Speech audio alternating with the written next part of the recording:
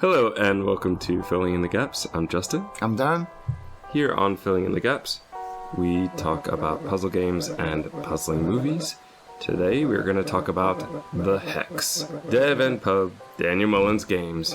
You mad genius. Yes. Creator of Pony Island, which I think we talked about on Buyer's Remorse, and Inscryption, which we definitely talked about here.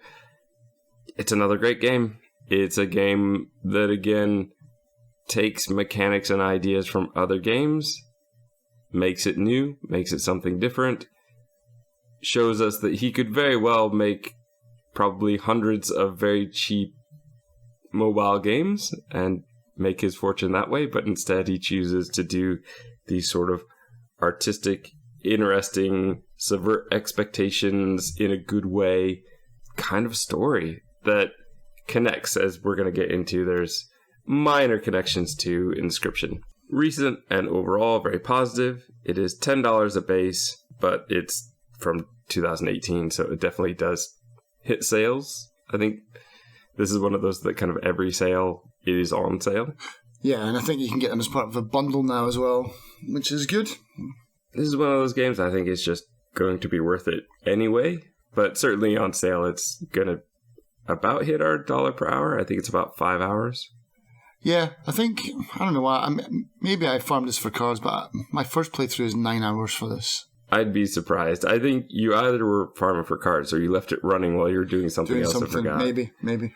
I just can't imagine this game took quite that long. Yeah, because it's not, it is a puzzle game in a sense. There's some deeper secrets to find, but it's fairly straightforward, isn't it? It's not like the game tries to trick you.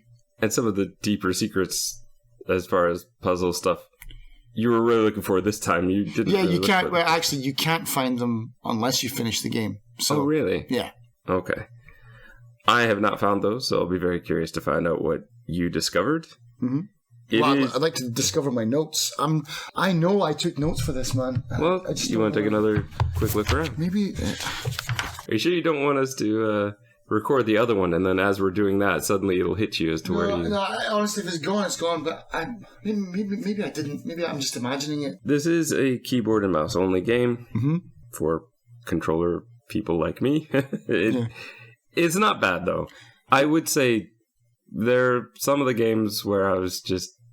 Because what the game does is, in this one, you're going to explore multiple genres and multiple tropes, and there are a couple of them where it's just... Well, there's a literal twin-stick shooter later on in the game, and it's like, no sticks. Yeah, that became a little bit of an issue. He makes it work, though, and that's what I mean where I say he can make tons of mobile games. He's proven that he could find a way to make other games in a point-and-click fashion that really shouldn't be done in a point-and-click fashion, but people would probably play them, especially with some of the twists and interesting aspects that he puts onto them. But that's kind of where I want to end, because once we start talking about this, it's going to be spoiler city. So I highly recommend it. I put this off for far too long. It's been on our short list for years. Literally years, yeah. I'm not sure why it kept getting bumped, but here it is. I think Inscryption came up and we wanted to get on that right away, so I think maybe that happened, and then just... I think after we played Inscryption, I kind of said, like, we've had the Hex on our list for ages, because I finished the Hex years ago, and I was like, I think because of the kind of connections it's got to Inscryption, I was like, you should check out the Hex now, for sure, let's go and do it, and yeah, it's a great game. I've loved this game forever. It's just so interesting because of the way that it looks. It takes like a meta look at games, and that's what he does in all of his games. Yeah, he's got this genre. It's like his own genre nailed down. Yeah, I think I said to you in a text, I'd kind of like to see him try to do just a straight his own game. I don't know if I would, but yeah, when you said that to me, I also thought maybe I don't, because he definitely has this down and he does it well. And he's got an idea. He's got a plan. You can see quite clearly that he's either had foresight to, like, this is what I'm building to, or he's finished that game and gone, all right, what can I take from that and build on? You know, whichever way around, he's done it so that I don't know. He's done it so well that I don't know if this is part of a master plan or just a really smooth, like, I'll just cherry pick that from my last game and we'll build on that. Yeah, it's really, really good. And I will say this now, might say it again at the end, but it's just funny that Pony Island, I think, was the first game that he produced, at least the first one I was aware of. And so much of that game is talking about, okay, you finished that game, now make another one. And that's kind of how I feel about Dan Mullins stuff. As soon as I play one, I do want to play another one. Yeah. And now I've kind of run out of them. So maybe that was the other reason to delay, is I knew it might be a while before we see the next one. Yeah. Either way, though, we both recommend the Hex. Definitely think that it's worth playing. It's a lot of fun. It's very interesting. Give it a try. If you have already played, hopefully, or if you really don't care about spoilers, well, you can join us in a minute, because here it is, your spoiler warning.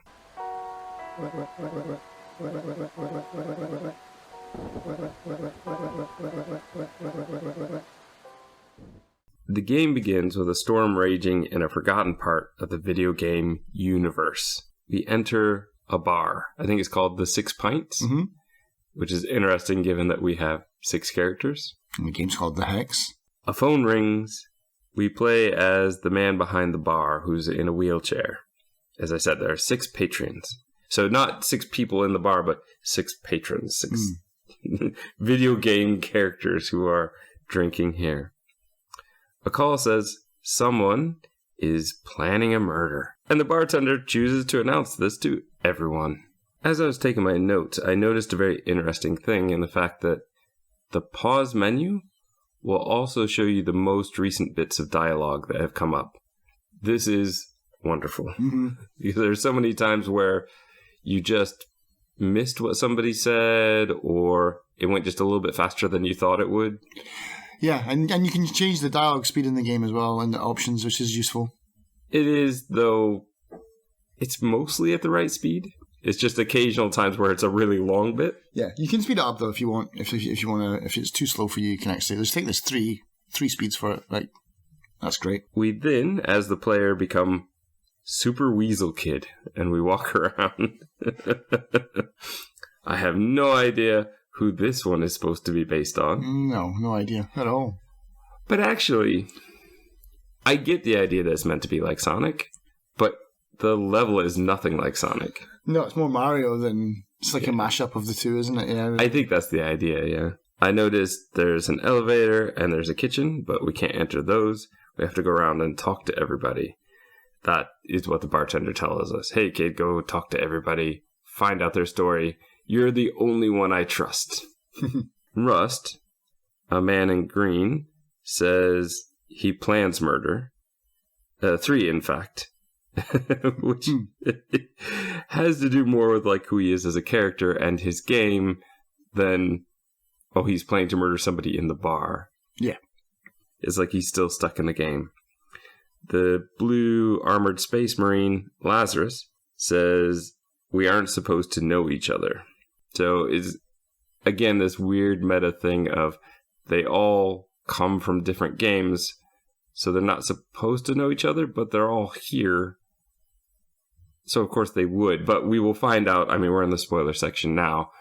We will find out that many of these characters have multiple connections with other characters based on the games they were in, because there are often more than one. And what's interesting is at least one, maybe more than one, of the images, characters in this game I remember from Inscryption. So I know that Dan Mullins does that too. He won't take that sort of character design and put it as a different character in a different game. Yeah, they've what was it they called it in Wreck-It Ralph? They've gone turbo. There's a mystery character all in black with a fedora and a question mark on the face. This one just pretty much is worthless to talk to every time. Yeah, because he's the walking sim guy. He's got no mouth. There's a sorceress who says something about being high level and won't discuss magic type. There's a buff dude with an X on his chest, says he's from a cooking game, which is not a lie. At first I thought it was. I thought he was trying to hide where he was from, but it's not really a lie. No, that's him. The bartender sends Weasel Kid upstairs. The elevator works now because the bartender can make it so. There's a key behind the first door that belongs to the chef, but the door is locked. So we have to, as Super Weasel Kid, crawl in a hole in the wall, go in a passage and into the room, get the key. Notice that there's blood on the bed. I'm not exactly sure what that one was about. Go through the passage. You see a thumbs down icon, and then I believe you just fall. We are now in the Super Weasel Kid game. The Super Weasel Kid game is bad. Terrible. Really the idea behind this is that I believe this is meant to be Linus Snell, the developer that's in the game.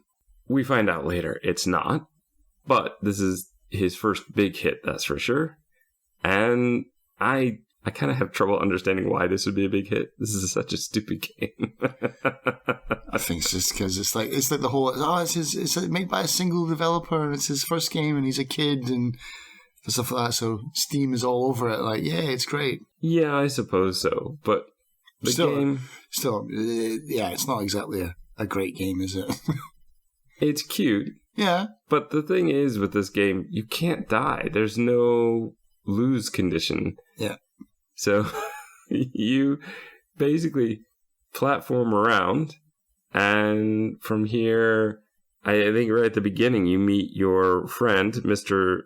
Shrewd, who basically, if you land on the spikes, he just puts dirt in the way, so you can't die. You can't die. I think the object is to get coins. For no reason. They don't do anything. You have to click to pop blue bubbles so that you can get the coins inside of those. An interesting mechanic, though, is that there's a triple jump function. So each jump gets you to jump just a little bit higher. Yeah, it's like a little bit farther. It's like a jump, big jumps. Kind of somersault thing. Yeah. It's kind of cool. If you just hold, you don't have to click it, you just hold down the mouse button and just like automatically jump like boing, boing, boing. I don't think I ever did that. I will say, jumping with the mouse button feels very weird. It is weird. Yeah. Yeah. So why is it not space or something like that? Yeah. That's certainly where my muscle memory kept going. Yeah. Why am I not jump? Oh, right, because it's the mouse. That's such a weird... It just feels weird compared to most of the games we would play. There's a flying carpet that has a cat that needs 60 coins. This is what the coins... I think the only time I've actually used them. Yeah, that is right. You do use the coins eventually. To get some wisdom, which basically the cat tells us this game was built on the ashes of another. So even from this first sort of level, we are told there's this hidden past. Yeah, I think every game you can glitch them out, and so you can cause them to crash. Even this early? Yeah. So the first one here is once you get through the game, and once you get into like the walking sim part of the game, you remember where you signed the contract? Yes. Did you read the contract? Probably not, because it's long and boring. If you scroll down tons, there's a part in it where it's like, I sign over control of Weasel Boy to Gamefuna or whatever they were called at this point in the game. And it's like, yeah, but be warned that this game is prone to glitches and stuff, especially if you do this or tickle mountains' chins. And so if you take your mouse and if you wobble it around the mountains, you'll get this error. And when they say you got to cause the game to crash, it crashes and it goes to desktop. Like, it switches your whole game off. Oh, of course. It's very Dan Mullins. Yeah. It did not happen, and I was kind of surprised it didn't happen. I just didn't get to it. Yeah, okay. Yeah, so that's, I mean, you could maybe discover that by accident, but it would be very, very, very hard. But yeah, so if you read the contract, you're like, okay. And the good thing about this game is, at the end of the game, when you finished it, it's all cut into like 16 or 20 chapters or whatever. There's tons of chapters to choose from. You can just go straight back once you know what you're looking for. And you're like, bing, get that one, bing, get that one. Every game has a way to crash it. Okay, interesting. In the second level, you're jumping on clouds. There's a static spot. If you land on it, you get good Steam reviews. Oh, that's right. Yeah. And I think one of them is from Mr. Shrewd himself. This is such a good game that I'm in. Yeah. You get to a point where it's just other positive reviews to jump on, very Dan Mullins style, by my Steam friends. So you left some positive comments for Super Weasel Kid. Oh, had I? Okay. Which just shows that you're a hypocrite saying that it's not a good game now. Yeah, there you go. You clearly did love it when you left your review. Yeah. Well, the thing is, you have hundreds of friends on Steam, whereas I have like 12. So with me, people were leaving multiple comments. The only time I saw you was you got killed in the twin stick shooter. I was like, Justin was killed by blah, blah, blah. You know, one of my other Steam friends. That was the only time your name popped up. It's like, okay. And that wasn't, it was the PUBG, the pub where you got the frying pan. Yeah, there's all the names coming up. That's right. But the thing is, with this game, you can't lose again. So for me, this would be a boring game. It's a great game for little kids, I suppose. Yeah, maybe. And maybe that's the idea, because when people start hating on it later, it seems like they're saying, oh, you ruined my childhood, that kind of thing. Yeah. You're going to fall, and the game shoots Super Weasel Kid out with no penalty. So if you fall off the cloud, you just get bounced right back in again. Mm-hmm. So, like, why am I playing this game? What is the point of this game? To get to the end. That's it, yeah. The clouds are super cute. Yes. And they make super cute noises. The mountains also, which is maybe why you would tickle the chin, just because they're so cute. Everything in this game, the Super Weasel Kid 1.0, is very cute. Mm-hmm. At the end of the level, Super Weasel Kid just flies, and you see more glowing reviews. We find out Lionel made this when he was 12. Mm-hmm. So I think I said Linus before. It's Lionel. Lionel, yeah. Lionel Snow. At the end of the second level, you see a small figure wrapped kind of like a mummy. Mm-hmm. And we're going to see this character multiple times. The character says, take care of Mr. Shrewd. He's not young and sure to be replaced. Super Weasel Kid 2, Radical Road. Yeah. Now the clouds are gray and unhappy. There's a sort of rock music in the background now. Super Weasel Kid now has sunglasses. Mr. Shrewd says, with all this asphalt, he can't help as much. So now we actually do start taking damage. We jump on Mushroom Men, and once you do that, you also have to do this combat bit. Yeah, you can punch them in the face. The comments are now negative, which I agree. I did not like this as much. And that jumping on them and having to do combat was tedious. I hated it so much. You fall almost immediately. There's a skateboard on the sign, and the shadowy figure points out the bad comments. Super Weasel Kid at this point says, he doesn't care. Super Weasel Kid 09 Redux. The fall. Mr. Shrewd is now replaced by Mr. Squirrel. Oh, that's right. Mr. Shrewd died in real life by this point. And Mr. Squirrel does not seem interested at all. He's really bored, and he's not going to help out at all. The game is ridiculously glitchy. You kill mushrooms, and they immediately respawn. You have clouds that break, faces that don't fit on the clouds. They're floating away from the clouds. You have bubbles over coins that just don't pop. Yes. The comments say Lionel sold the rights to Gamefuna. So here is the connection to Inscryption. Mm-hmm. The only good comment is from Gamefuna Rob. The negative comments actually hurt Super Weasel Kid unless you jump on top of them, so they are like another enemy. Mm-hmm. Mr. Squirrel, so much he doesn't care that at the end of the level he's just asleep and you can't talk to him. Mr. Shrewd was always there to say, hey, good job. There's a cannon at each level which is supposed to shoot you to the beginning of the next level, but this one just doesn't even work. Yeah. and I noticed that my lives were at -2. After this, you will walk through nothingness, and bad comments fall. A shadowy figure lays a rose on the grave of Mr. Shrewd. We now see Super Weasel Kid as he was sort of at the beginning of the game, I believe, with tattoos and ripped up jeans. He wakes in a brick tunnel with a pipe and candles. There's graffiti that says SWK equals lie, sarsaparilla. Mm-hmm. Which is going to lead into the whole thing. We're in the spoiler section now. The whole thing is that was the game that Lionel made when he really cared about games. Yeah.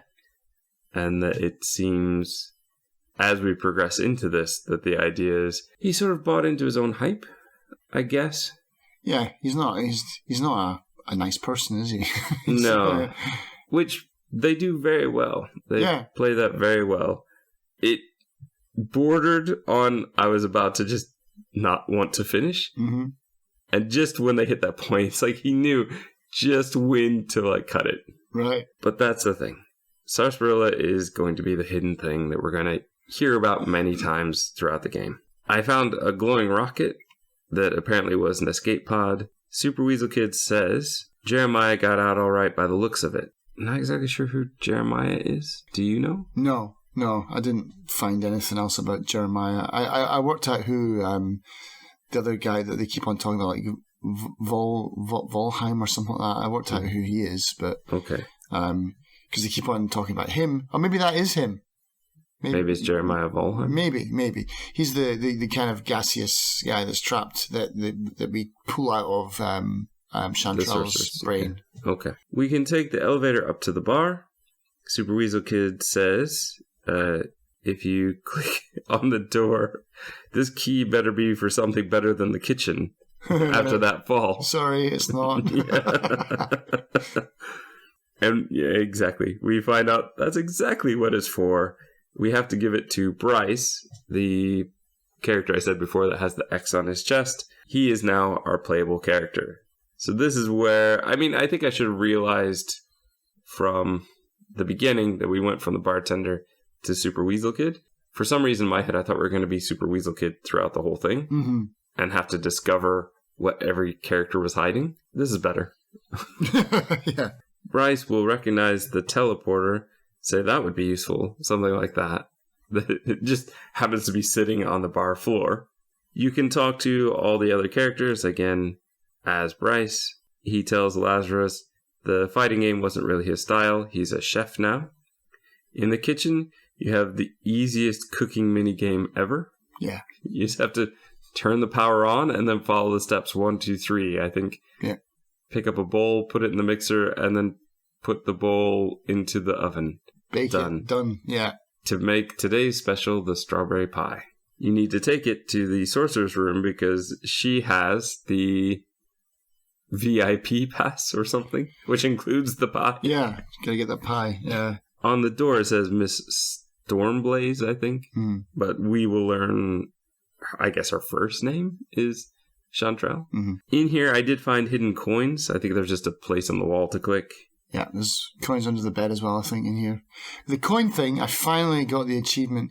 I was like, oh, there's something about this, the coins, because we collect these coins and they're for the vending machine, yeah? So. And I put one in a vending machine and didn't get anything, so I didn't do it again. Yeah, so I got enough coins to get it down to 0, and then when you get it down to 0, you can kind of open the door of the vending machine and go inside it. And inside there's a radio that you can switch on, and then it plays just a bit of monologue. It'll say like, Lionel did this, but it gives you a little bit of the game. Then there's a place for a battery, and then there's like 3 hexes and a mirror. So I was like, oh man, now I've got to open up all 3, but I couldn't find all the coins in my first run. But I was convinced there's something really important here. Turns out there is something important, kind of, but I still don't really understand what it is. Well, no, I do. You go through one of them, you power up this mirror, and then you go inside. You're back inside Super Weasel Boy, and there's a statue to one of the characters, and it's like just like a little Easter egg to say, I don't know, thank you to one of the characters in the game. But I was like, what happens if you open all of them? There's going to be some super secret. Nah, just an achievement. Ice cold. That's what it's called. It's like, great.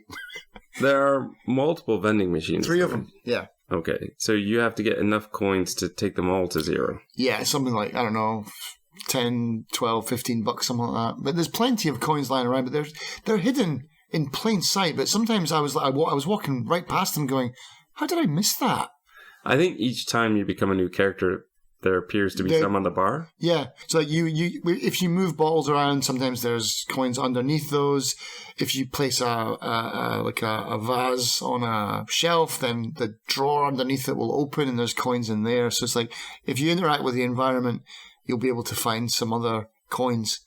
But yeah, it's not too hard. It's not as hard as I thought it would be. But yeah, it's like... It wasn't as rewarding either as you thought it would be. No.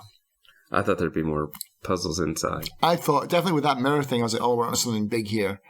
Because the power thing goes up through the roof, so I was like, I thought you had to power up all of them, and you'll get something. But in the other ones, it's just like a dusty old broom closet, more or less. And it's got a radio inside, so you get a little bit of like static and some voice will come through. There is also in her bedroom a note about an exorcism. Now, Super Weasel Kid fell through a spot in the floor. Bryce just has the roof fall in on him. Yeah. You see some question marks, and it says, before the first fight, Bryce doesn't want to fight, but he must train as the fighter. Basically, the trainer won't let him leave. Mm-hmm. So you have to. And this trainer is not just for here. This trainer is throughout the game. Yeah, because he's like he's the in-game assistant, isn't he? He's like Mr. Paperclip, but for the game development engine. Yeah, pretty much exactly. There's one point where we see him and he's very much like Clippy. Mm-hmm. We have the option to punch high, low, mid, depending on where you click. But then you also get the ability to jump and duck. Like there's basically... And block. Yeah, so you have the same offense and defense, meant to be even, but the game is never even. We need to get a 10 combo, and then the trainer wants 1,000. In Combat Arena X, there's a flash of news, like there's all these little bits of news that come up all the time, and this one is talking about the game being sold by Lionel. I think the game was originally without Chef Bryce, but then he came in later. I don't know. Like in my notes, I'm not exactly sure what I meant by that. But we have to fight Baktu, who always looks exactly where he's going to attack. It's like my trainer told me, always look where you will attack. Like, yeah, that's not a good tactic, man. Then I think we have to do a thing where the Grandpa Ghost gives an idea of his moves ahead of time. Mm-hmm. Once you beat him, teleport appears along with a bad forum post. They talk about how bad Bryce is. Mm-hmm. I love these forum posts as well because they're so real as well. Like, oh, this character's so OP, nerf him, Dev. And it's like, all right, nerfed. He's like, oh, this character's useless now. I want the old one back. Like, you can never please everybody. Yep. Exactly. And that's pretty much what this whole section is about. Yeah. So with the balance patch, Bryce can choose like to give 25% more damage or 25%. Oh no, this one was where you can get a forward dash, which I chose and I think I regretted it because I couldn't really get the forward dash to work properly. And that's the thing throughout this part then. You get to choose your level up, but then when he gets nerfed, you have to choose his power down, his nerf. Alligator, which I think is your next opponent. I really struggled with Alligator for a long time because the character just runs in and just pounds away. Yeah. It took me a number of tries before I realized, I just need to block long enough, and then he'll fall asleep, and then you just destroy him. Yeah, he's basically that character from Mike Tyson's Punch-Out, isn't he? The guy that comes in all fit, all hands, and then he's just like, tired. And it's like, pop. We then have to fight Steambot Willie, who has a giant shield. So you just have to avoid all the moves until you can do the low kick. Chandrel, who is actually in this game, I think, says take the game seriously. And then the idea is win enough fights, then you're labeled OP and you get removed. Mm-hmm. So if you want out of the game, you just have to really fight hard. You'll be too OP, they're going to take you out of the game. Which is exactly what happens. We have a whole montage of fights with Bryce, just totally destroying everyone until they choose the penalty.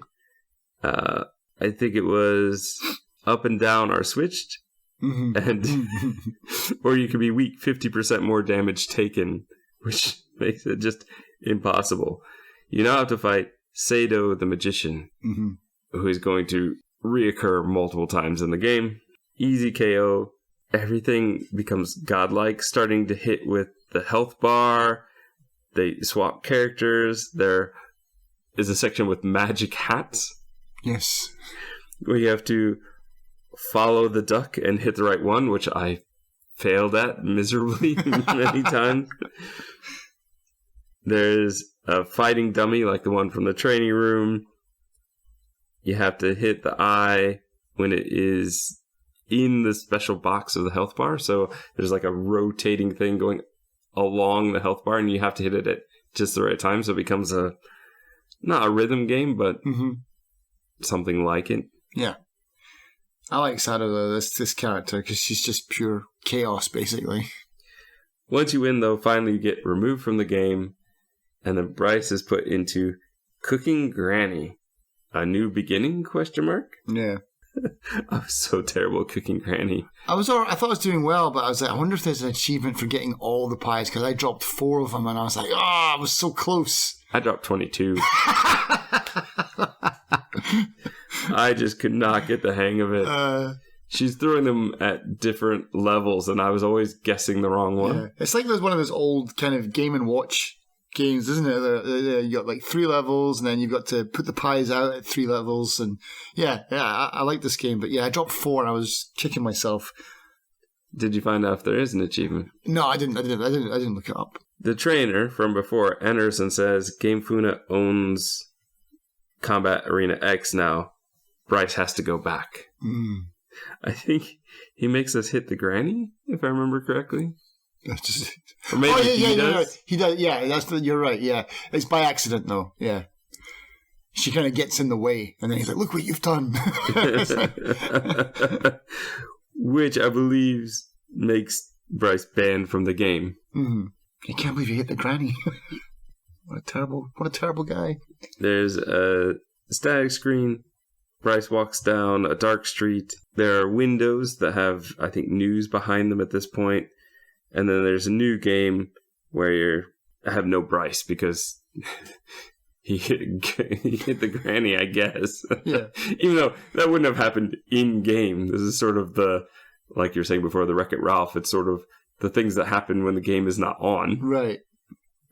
I don't think we would actually have the game where Mr. Irving would come in and talk to Bryce that way and give all the secrets. But we go back to the bar. We now control Chandrel. She and Lazarus, we find out, have a past, which actually we get to very soon. I didn't realize we would. She goes to the room. I think she eats some of the pie, gets the key, goes to the cellar. There's a pipe path puzzle here, and you have to get the different liquids to the tank. Your Sphinx milk and dragon tears, something like... No, it's Kraken tears and dragon blood. I don't know. The possessed voice doesn't like it. We then go to Secrets of Legendaria. Opening day. RPG. A cute character wakes Chandrel. Muji, I think. Oh, I forgot to say, yeah. Sorry, I for the kicking game, the Bryce game, you do the Konami code to break that one. So it's like up, up, down, down, left, right, A, B, A, B. But you can't do A, B, A, B on this because there's a mouse. But that's what crashes this the last game. And what crashes this game is if you type in like Endervale when it asks you what's your name. you know, right at the beginning. If you type in Endervale, it'll be, as you type in, it's like, whoa, don't do that one. And then if you do, the game completely doesn't crash the desktop immediately, but it just goes all like weird colors and you can't see any of the scenery. It's all destroyed. But yeah, so Endervale for this one, Konami code for the last one. Okay. This was probably my favorite part of the game, I think. I thought it would be. It makes fun of all the turn-based combat. Yeah. It just deals with the meta jokes in this one just so well. Yeah. I love how you're beating up all the slimes, then you see that slime just on the word. He's like, oh, did you think I was going to rush at you like one of all those other guys? Don't judge his book by its cover, mate. Poor Muji. There was a picture of the whole family in her room, where I think if you click on it, she says, I wonder what's happened to them. Mm-hmm. But once she's in the game, she does not care at all. Muji acts like she has amnesia. Oh, you probably don't remember how to do this, so I need to teach you the sort of tutorial section of the combat. But in this playthrough, Chandal remembers everything. And so she starts pulling out magic she should not have at this point in the game and just totally destroys him. Yeah. He's like, whoa, that was pretty powerful. You don't have to do that again. I don't know if there's a way to let him live. Is there a way to let him live? There is, yeah. Okay. I probably should have tried it, but I was having too much fun. Yeah. With her Dark Tome available, yeah, she just totally crushes him. There's a Twitch-like chat on the right for this one, which says, oh, that was too harsh. Again, these are going to be my Steam friends who are leaving all these comments.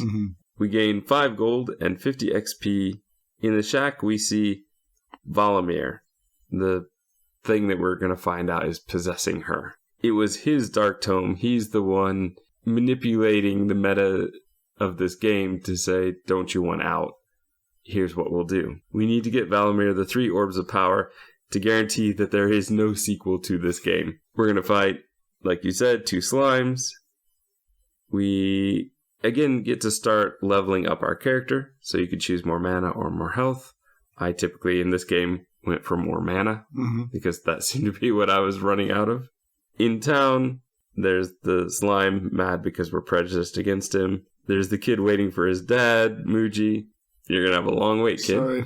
Yeah. A janitor prepares the temple for the final battle. He's like not even, I guess he's an NPC, but he almost seems like he's not meant to be there at all. He wants to be in Vicious Galaxy game instead. Anything's better than just cleaning up this temple. He'll regret that later. Yeah. Mr. Squirrel from Super Weasel Kid is here running the shop. I don't think he ever bought anything. I bought some stuff, yeah. Because did you just take the shortcut and then just beat the dragon? I did. Yeah, I went the long way around. Is there an achievement for that? No. It gets so funny though because it just gets so lazy. It's like it gets to the point where the enemies run in at you and then start the battle. But by the time you go up in like a U shape, so you go up, turn and come back down. I assume so, yeah. And then, but by the time you're coming down this U shape, they're just standing there, and you've got to actually walk into them to start the fight. They don't even come at you. The north is blocked by a motorcycle. If only there was a mechanic, which we're going to run into later. And again, in Inscryption, he's the bridge fixer as well. Exactly, yeah. I wonder if he's in... I should have played Pony Island again just to see how many of these characters are in that as well. In this game, before we get to the part with the dragon, we encounter Lazarus. Lazarus is the space marine, but in here he is a knight. And he is the one who will give us that shortcut if we want to take it, which I did. When you beat the dragon, you have a teleport, and that will take you, I believe, straight to Valamir. Who offers Lazarus a sword to join in the destruction of the game. Lazarus agrees, gets a super powerful sword, so all his moves have now been leveled up quite a bit as well. For the next orb, you have to battle the Sphinx, so you have to get 36 Anks, or Anks. I've never quite been sure how to pronounce it. But you have to get those to enter. Lazarus tells us of a bugged one in the north part of the map. So if you just go get that, you can click on it as many times as you need. Yeah. And you'd have he had 100 of them. And then you go back and the character guarding the door says, "Oh, this isn't a bugged one, is it?" No. These are totally fine. It's legit, man. Yeah. Did you go through and get them all legitimately? Yeah. Of course. And what did that change? Nothing. I will say this too. To get into the bugged one, there was a door puzzle, which I had no clue how to get in. But if you're watching the Twitch chat on the right, there's a character called Bandito7. Oh, yeah, he just tells you the answer, yeah. He tells you the answer. And then at one point... Doesn't he get banned? Gets banned, and then comes back in as Bandito7 banned or something. Yeah. I'll show you, mods. I'm just going to keep coming back. Yeah. We pretty much need him, though, because against the Sphinx, it's just riddles. And some of them, there's just no way to know the answer. No, they're ridiculous, yeah. After we beat that part, we get to deal with the ship and the Kraken. Mm-hmm. We'll find out that the captain was killed and is hidden in the captain's chambers. You can follow a sort of map, treasure map style dotted line to the X, which is on his dead body. Yeah. I believe that the one who's playing the captain is Irving, who is that trainer again from before. There is a fight. I think Chandral agrees to be in all sequels, or it goes down now. Partway through, Irving makes Chandral fight combat style, so we have to reuse what we learned in the Bryce sections. Lazarus can help at times. So basically, Irving's taken away her magic, and you just have to walk up and start punching. But Lazarus has a move that heals, I think, so you can just keep healing her, which is what I did. Yeah. The shadowy sort of mummy figure appears after Irving takes off. He steered the ship out of the fog, so now you can see everything. He also conveniently hit the Kraken with the ship, so you don't have to fight the Kraken to get the orb. Just laid out. Here's the orb for you. And the character recommends the 6 Pint Inn. If you need a place to go, check out the 6 Pint Inn. Valamir will eat the orbs, and the world goes dark. Comments pop up and block the game. In this, we do see that Lionel Snill made this game as well. And outside, the administration office, T. Irving, Lazarus and Chandral find out that the game is canceled. There's no more sequel. So, Lazarus is sent to Vicious Galaxy. Mm-hmm. And Chandral's punishment is to be possessed by Valamir. And so she will be stuck with him forever. In the present, we are back in that room in the basement. Valamir is extracted and trapped in a jar. We get to head back up to the bar. Now we get to play Rust section. The Fallout XCOM style, original Fallout kind of game. Very short one as well. This one's really quite over before it even gets started kind of thing. I like this one. I like this one because it's so funny because it's so bugged. And you can do some really insane combos and things like that because you got all those cartridges that you can cheat with. I just had the whole map covered with mines. It's just sit back here or come and get me. They couldn't even get close to you. You're so overpowered in this. It's funny. There are some parts though with the poison that I found really tricky to do. Oh, when the clouds of gas come up? Yeah. And you've got the mines kind of solve that because if they step on a mine, they kind of clear a cloud of gas anyway. Yeah. So it's that's kind of useful. So the walking mines was a fantastic one. I definitely struggled sometimes because if you just choose the wrong thing, it doesn't work. Oh yeah. You got to choose the right cheat. That's cool though. And he did that in Pony Island as well, where it's here's a game. It's so unbelievably easy, and I've given you infinite ammo, infinite damage, infinite range, but it's in itself, it's a puzzle. How do I get into position and be able to do that before? Because basically one shot and you're dead.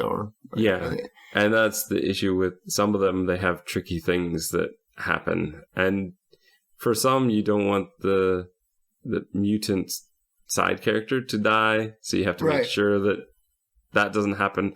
That probably happened more than Rust dying for me, because the mutant is melee and has to be like right in front. Mm-hmm. So I got into with the mine walking. Yeah. I definitely did that more with that character. Just to lay a line where I know you'd be safe, and then do another line where I know you'd be safe. Right. But it does get very tricky, because you also get to a point where to do things, you have to switch your cheats. Mm-hmm. So you use your infinite walk for one thing, and then switch to infinite range and something else, which was a lot of fun to play around with. But boy, once you get to the later sections, it becomes really tricky. Mm-hmm. When you take away his side character, and when they take away the ability to mod, that becomes incredibly tricky. It's like, oh, this was fun when I was overpowered. Yeah. It's not so much fun when I actually have to play the game. One thing about this one in Waste World is the mechanic is also your store person selling you all the mods. Oh, yeah, that's right, yeah. And also, you have the ticket. I made a huge mistake because I didn't buy the ticket when I got a freebie item, and I should have. So then I ended up with like needing to get the 666 coins or something, which wasn't too hard to do, but it was. I knew I was stupid as soon as I clicked on it. I went, why didn't I get the ticket that I need to get the special mod? And it was like worse after I got that. So it's like, oh, I did this to myself. Yeah. Now that's the way to crash this game is, as well as there's a part where you can choose your own damage. And so if you click it up, it goes all the way up to 1,000. It goes up in tens, and it goes up to 1,006. And then if you start clicking backwards, it goes down by tens, and you can get it to go to 666. Ah, okay. And then the game just switches off again. It's like another crash to desktop. This, though, is the idea of an early access game that was never finished. It was left abandoned. Modders basically came in to fill in the gaps, but the shadowy figure says they will receive a cease and desist, which is exactly what happens. And we find out later that Lionel did not like the modders at all. Yeah, because Lionel is full of himself. So as I said before, you do get the ticket. Everything looks flowery and beautiful, but now you have to battle Sato again. Mm-hmm. And she doesn't play fair. Yeah. Target's Rocky. You have to start over, as I said, hardcore with no cheats, and now no Rocky. There is a Super Weasel Kid mod rewind. That's the only thing. So if you lose, you get to start the level over again. Mm-hmm. Or you can also use it to reverse a step if you realize you made a mistake.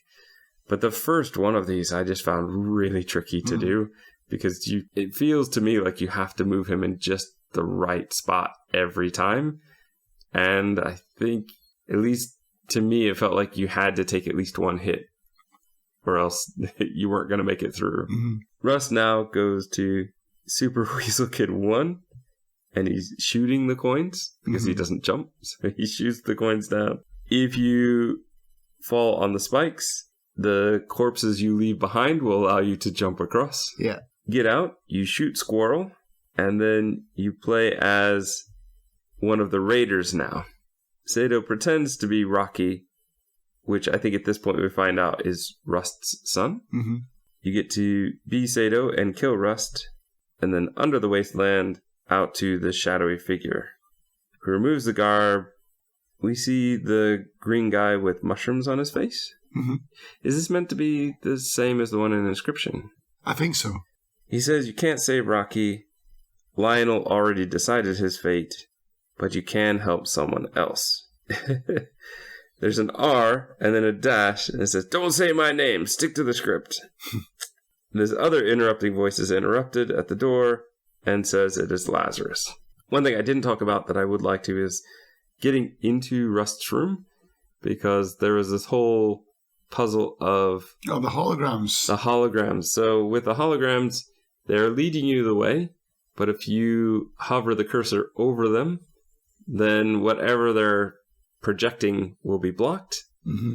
And using this mechanic, there are a number of ways to get into the room or get into the next section, because you had to grab items from around the 6 pints and block them, with usually the last one being you just covering it up with the cursor.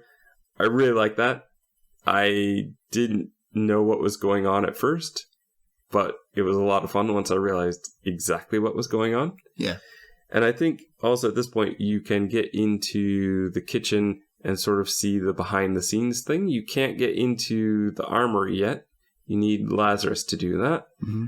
But you can see the room where there's all sorts of buttons and switches that are controlling the 6 pint. And you can see all the notes that indicate this is not the first time this has happened.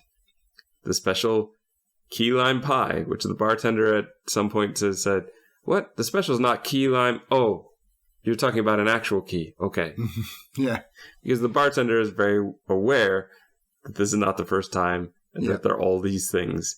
And I think this is also what allows you to activate other things like the second elevator and make sure that that works.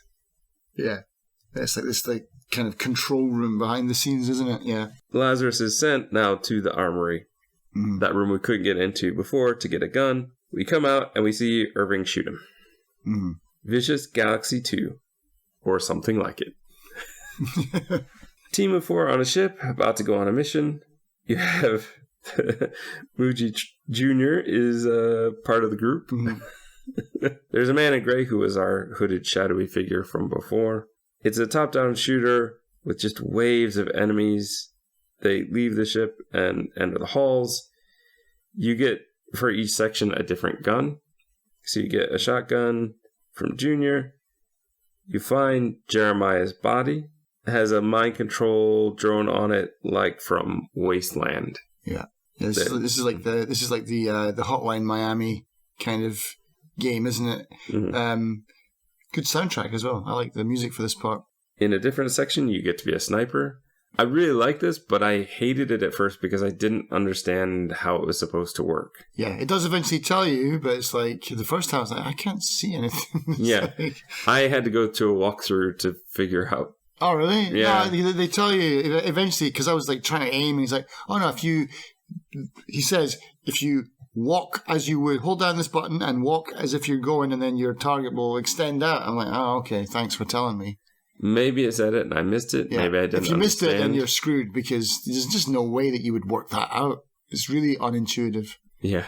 You basically just have to WASD your scope up and around. Yeah. And then you can see things that you wouldn't normally. And once I figured that out, that was great. I like the sniper gun, so I kept that one for the next section. But I didn't need any gun for the next section because you run through the final area. You can't shoot them quick enough. They just waste everything. I was trying to kill things going, I've got one. Oh, no, you got them first. Yeah. I don't think I shot a single person. A weird thing here, though, is just before we enter that final section, because the character gave us the sniper rifle and had us do everything, that character is shot for being a coward. Yeah. No room for cowards in this place. Yeah, blam. There's the guy with like the little Rudolph nose, wasn't it? Yeah. The boss here says we are scum for killing NPCs. Jeremiah has gone too far. Gives us the stats, I think. 87 Grundas, 102 Moglis, a handful of Steambots. The facade dropped. We are at GameWorks, and Irving speaks directly to the player.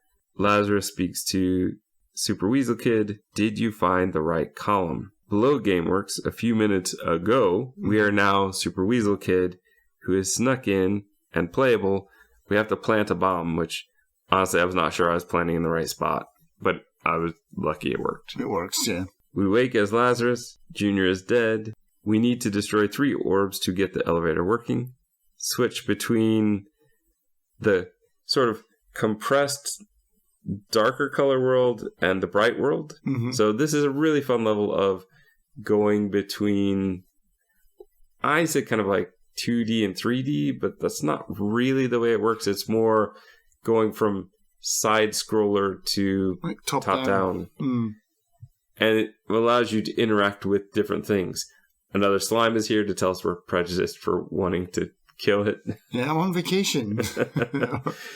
These compressors and processors, whatever they are, you can push them on tracks, so that allows you to go to different sections. There are parts that when you are top down, you can get to, but when you are 2D kind of side scroller, you can't get to. Yeah. There are turrets you have to avoid. When you are top down, they will kill you, but if you can get around them in the side scroller, you're totally fine. Mm-hmm.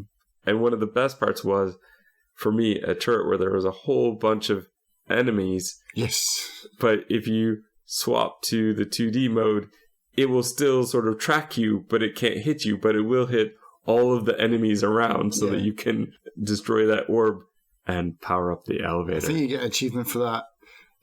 Because that's how I solved that as well. It's just like, the 2D thing. Because it's like, you're basically flat on the ground, aren't you? But so it's just shooting over your head, killing everybody else. But yeah, nice way to do some crowd control. Yeah, there's a lot to this level though. There's tons. I'm sure there's stuff that I've missed in this level, because this level is quite big. And the options are, because there's some other stuff in here as well. There's parts where you can go, when you go 2D, you can basically walk through the walls as well. And there's a part where you walk through a wall, and there's the same, it's not the same person, but it's the same situation as in Inscryption, where when you walk through the forest, there's somebody cooking some stuff on a spit, and just like hanging out. That guy's here as well, through one of the walls. He's got his campfire set up, he's roasting some meat, and he's just like, oh yeah, I'm just hanging out here. You know, I've escaped all this, and I'm just hiding from the Gamefuna kind of thing. They can't find me here. Jeremiah says we are here to free a very dangerous NPC. There's the dragon, the worm, the alligator from before. They are imprisoned and just talk incessantly. Yeah. There's I think, is this the part with the tricky laser bit? Yeah. You bounce off the mirrors to get through. In the artifact room, Sato has a fight with a giant crab Pokemon. Mm-hmm. And then there's sort of a, like you said, the PUBG area with a pan you start with. Sato will eat mushrooms and grow giant.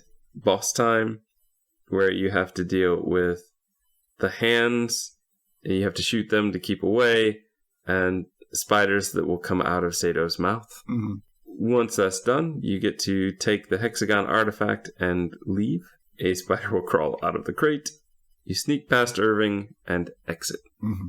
In the bar, we're back to Irving being shot. Everything pauses but the bartender, who says, Lazarus killed Irving at the bar with the assault rifle. Who would have thunk it? They say something to that effect as well. I was like, oh, it was the guy that's been killing everyone the entire game. That's his whole thing. Like, imagine that. But it's basically saying the murder mystery part of the game, the Cluedo form of the game, that's done. Yeah. Were you satisfied by this? Is that where they give you that? Yeah. Yeah. Did you press no? Did you press yes? I said no. If you press yes, credits just roll, and then it's done. I assume so, and I didn't want to stop playing, so I said no.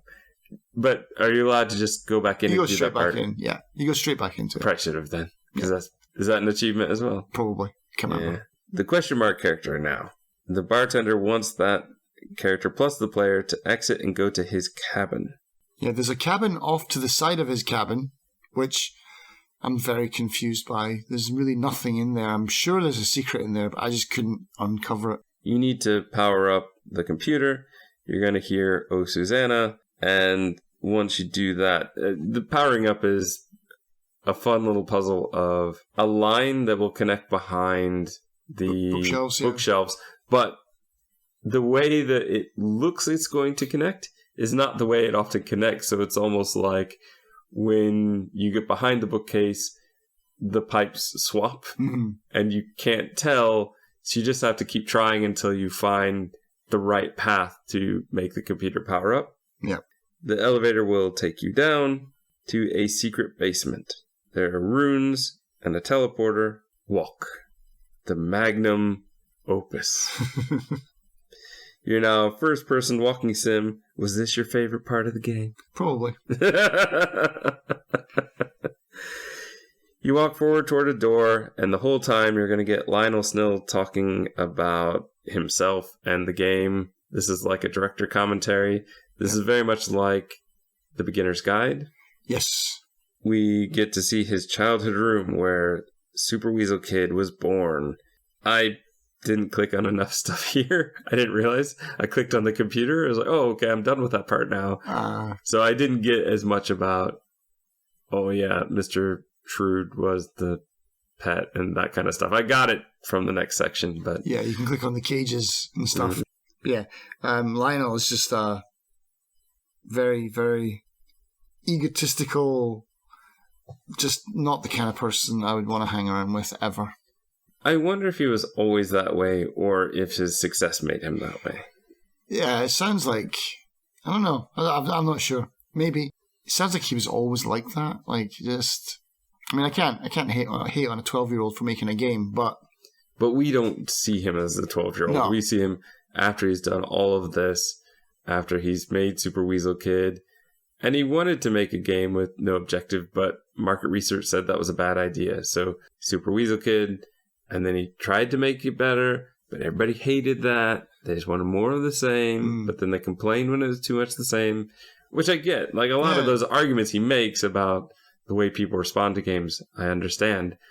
But his attitude... Yeah, he gets progressively worse as you go through the game as well. Like, really just mean and just full of himself and total disregard for anyone else. Everyone else is stupid. Modders suck. Reviewers don't know what they're talking about. When the game doesn't work, he blames it on, like, his high school crush Carla or something that he hired...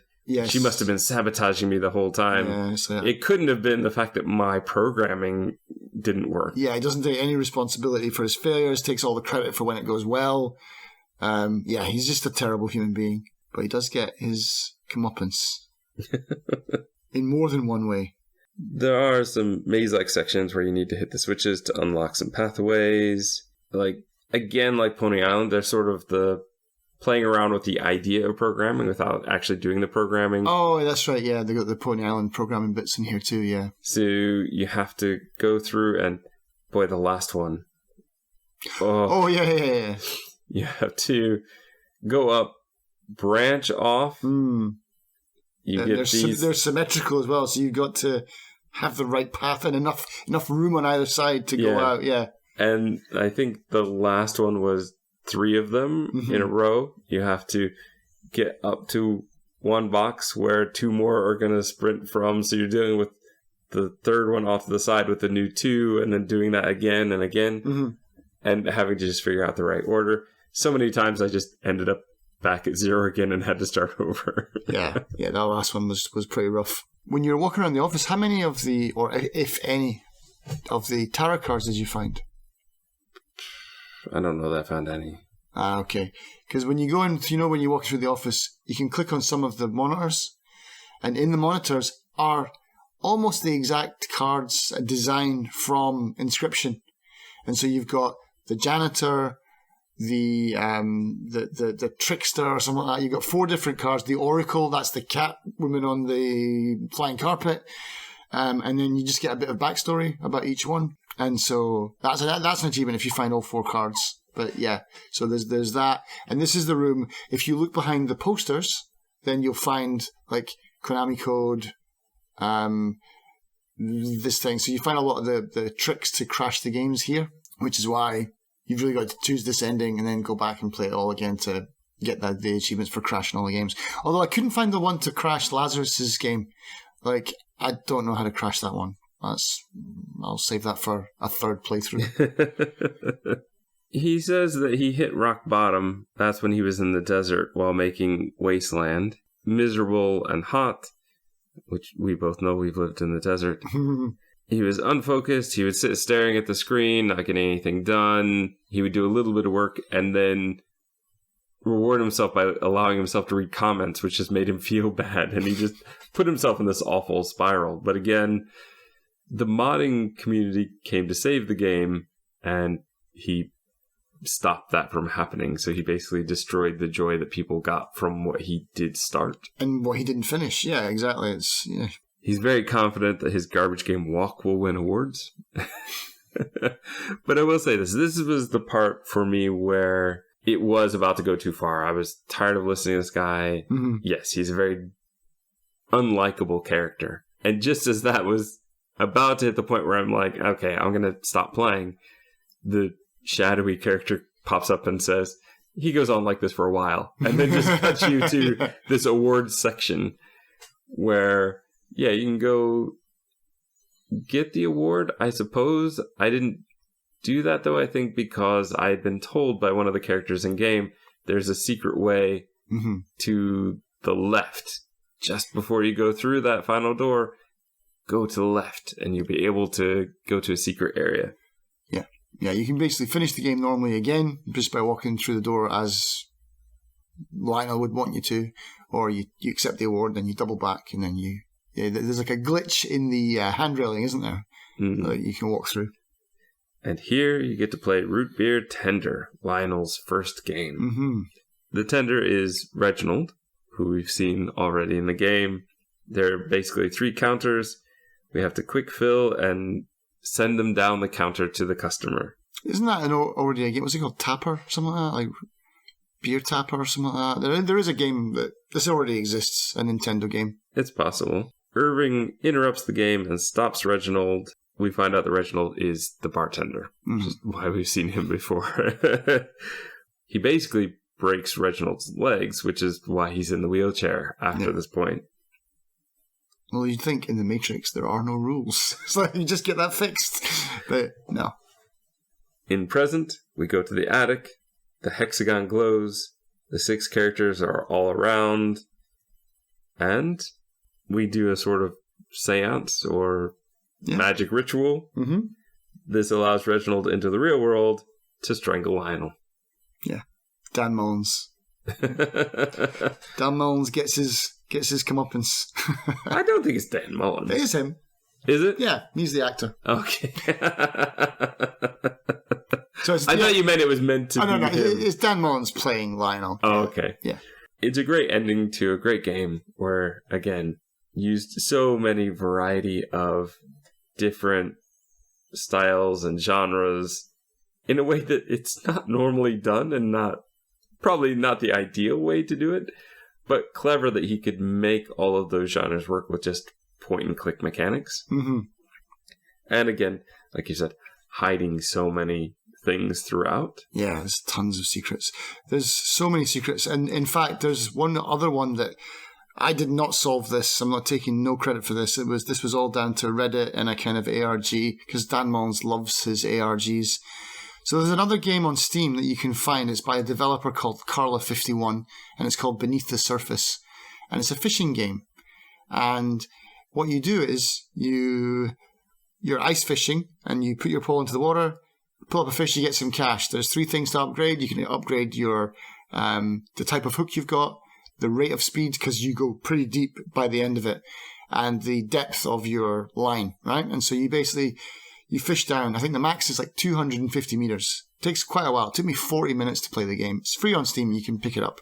Anyway, so you fish, and you just get all these weird things, and it becomes a bit weird, of course. And then eventually you find a locket, and on the locket is just this big string of code. And, well, I know what to do because I'd read about it, but what you do is you take that code, you go back into the hex, you find something, it gives you the key for that code, and then you put it into a thing online, like a hexadecimal converter, and then it tells you Lionel.exe. If you go back into Beneath the Surface, when you're in the game, you just type in Lionel.exe, you get another movie. Like the kind of true ending to the game is in this other game. It's amazing. And so what that is it's basically, it's a really short thing. And it's that end scene of him going to collect the award, but everything is really like grayed out. There's 2 colors. It's all blocky. And then he goes down another path. and then he goes into the room and he's just basically talking. So I think what they've done to him is they strangled him, and maybe they've trapped his soul or something like that, because now he's stuck in this, and he goes down into the root tapper, or what's it called, the root beer game. You go down and you go through and you're in that 2D world. So the benches are all like a pixel wide and stuff, and you walk down, and then there's this big picture of what's his name? Reginald? Oh, the bartender. Yeah, Reginald. It's Reginald. There's a big picture of Reginald on the wall, and Lionel finally is a human being, and he's like, "This was my first game, blah blah blah blah." And my ego got the better of me, and I basically wiped this game because I thought it was too juvenile, because it was my very first one. I wanted to be better, and I cared what people thought about me. And then in the end, he's like, "I'm really sorry," and so it's kind of a nice ending. So it kind of, yeah. But he's only doing that now because he's trapped in hell. But, yeah. Does that give you an achievement for the fishing game, then? No, there's no achievements for the fishing game. But, yeah, it's just another Easter egg ARG thing. And, yeah, the guy, man, he does these things. He doesn't have to do this. He just likes doing it. That's the thing, you know. He's got a passion for this kind of stuff. And the amount of effort and energy that he puts into his games beyond the game itself is incredible. Exactly. I appreciate it. And that's where I kind of feel like he has a right after doing this for 3 games. Now, he hadn't at this point. This was only his second game. But I now, after 3 games, would say he definitely has the right to talk about passion in game making and wanting to do it just because you want to do it, not necessarily as Lionel does much in the game. Seems like he was just doing it for money. Right. And also for the awards and for the praise. And when he didn't get that, he was utterly crushed because that's all he had. It brings up a lot of interesting things about following your dreams, about being a game developer, having to deal with the good comments, and of course dealing with the bad comments, trying to build stuff for your fans while also trying to be true to yourself. And I think that's part of where Lionel fails, is I don't think he had a self at that point. He didn't have an identity. He seemed to base his entire identity on his success of Super Weasel Kid and then the other game. And the thing was, for him, it's much like what I've heard YouTube content creators talking about. You get that viral hit and you're always trying to get that next one, and you sort of burn out trying to do that. And that seems to be very much what Lionel as a character had been doing. He had one super huge hit and he tried to do it again with the same game and failed miserably, and he tried to do it with a different game and gave in so much to the... I don't know, that's the thing. With the fighting game, would you say he failed because he gave in to the criticism and tried to change it? Or was it just not that great of a game to begin with? Yeah, I don't know. I mean, I think, he should have just, stuck to... I get the idea that what Dan Mullins is trying to say is, like, just stick to your guns and just do what you want to do. Don't listen to that, because you're never going to be able to please everybody. It's going to be too easy, and then it's going to be too hard. I'm playing Elden Ring right now, and I get so much, hatred when I play that on Twitch because I suck at it. But I really enjoy playing it. But it's like, you're doing it wrong. It's like, no, I'm playing it how I want to play it. Get off my back. You know? Oh, you're a mage. Oh, go and die. It's like, I like magic. And it's so funny because this is exactly what happened to me. I was on stream and everybody's like, "Oh man, your character's so weak. You're so garbage." Blah blah blah blah blah. And then I got to this fight and I bossed him, man. I killed him. Like, I didn't die once. Absolutely destroyed him. And then people in chat are like, "Oh man, you're so OP." It's like, what? Just a minute ago you were telling me how bad I was at this game, and now I beat someone and I'm OP. Like, you just can't win. But it brings up just a lot of interesting topics in an interesting way. And again, this is one of those games, to tell this story, it really needs to be told through the lens of a game, and through the characters, in a way that I just don't think you could pull off with the same sort of feeling and depth that you would if you tried to make this into a movie. Yeah, or even a walking sim. You know, it's like this is technically, if you removed everything and just had the dialogue and stuff like that, this is a walking sim, but it's a walking sim that's got like all these genres mashed together. And he does that really well. It's like finding ways to include other genres, and then there's still this kind of almost like finding the audio logs, finding the diary pages, but he's done it in this way that's through action and through other characters talking between themselves, and we get the story, and but at the same time he always plants us firmly in the game, and we know that there's a fourth wall and it's broken very, very often, but we're totally down with it and we're in for the ride. I don't know, he's good at what he does. And now I just have to wait for the next one. Come on, Dan Mullins, let's get to the Steam forum. Let's start baiting him. Take your time, make something good. That's what we really want. He will, man. He will. I've got no doubt. Gaps filled, the more gaps created.